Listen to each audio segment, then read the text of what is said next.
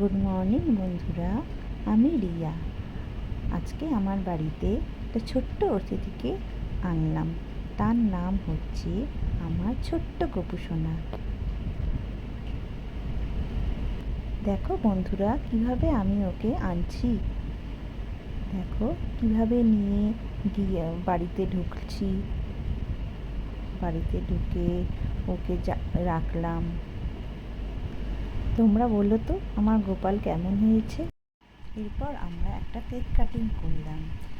আগের দিন আমার ছোট মেয়ের একটা 11 মাসের বার্থডে ছিল, তাই জন্য আমরা একই দিনে ও আর গোপু সোনা আর আমার ছোট মেয়ে এবং বড় মেয়ে, আমার মা বাবা একসাথে একটা কেক কাটিং করলাম।